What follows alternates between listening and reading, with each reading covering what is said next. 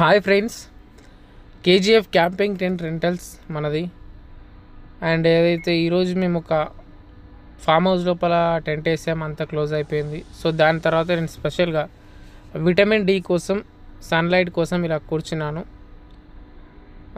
చాలా అలసిపోయిన తర్వాత నేను ఇలా కూర్చోవడం జరిగింది. అండ్ ఇంకా టిఫిన్ కూడా చేయలేదు. సో ఆయన కూడా ఇట్లా కూర్చున్నాను రిలాక్సేషన్ కోసం.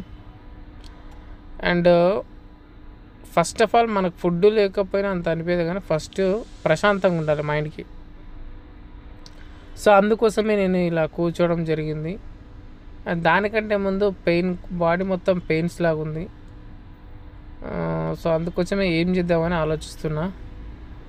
అందులోపలే నాకు ఇప్పుడు ఇంకేం చేద్దామని ఆలోచించుకుంటూ కూర్చుంటే నాకు ఒక టైం వేస్ట్ అవుతుంది. మనం ఏదో ఒకటి చేద్దాం అని ఆలోచన చేస్తూ ఉన్నా.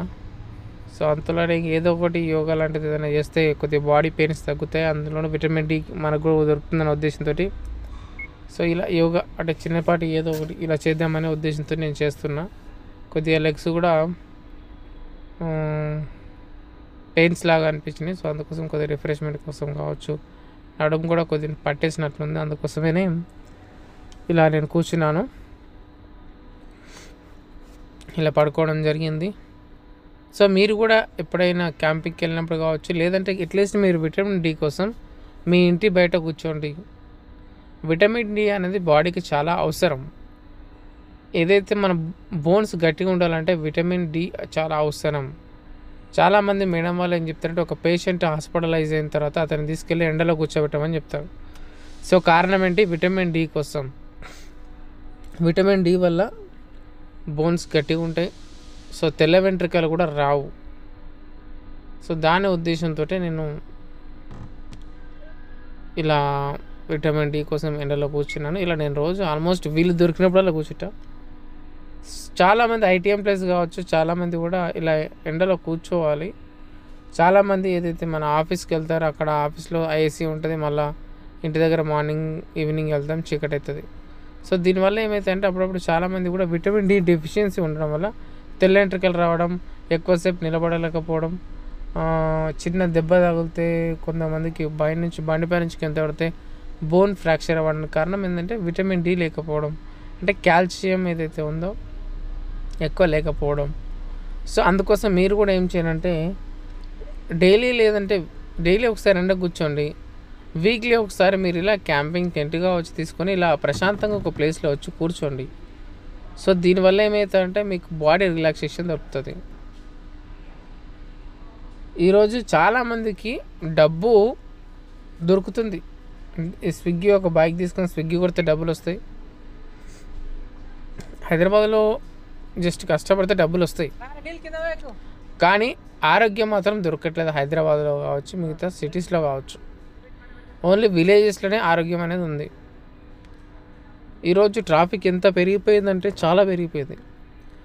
ఇక్కడ నేను ఏం చేస్తానంటే, అక్కడ కొంతమంది ఎవరు ఎత్తున్నారో ఏం చేస్తున్నారో అని అడిగితే వాళ్ళకి నేను కొద్దిగా చెప్తున్నా.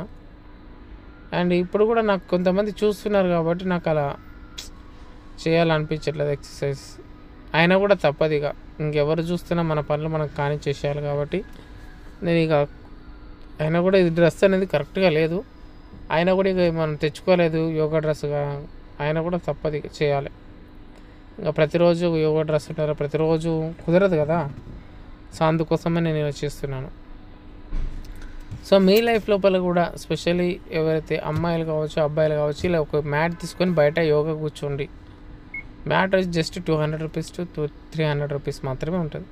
ఆన్లైన్లో ఇంకా 160 రూపీస్ 200 రూపీస్ మాత్రమే దొరుకుతుంది. ఒక మ్యాట్ తీసుకొని వచ్చి కూర్చోండి.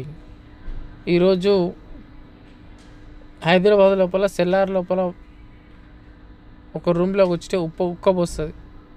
ఎంత ఏసీ ఉన్నా కూడా అదంతా న్యాచురల్ కాదు. ఈరోజు అమ్మ పాలు ఎంత న్యాచురల్,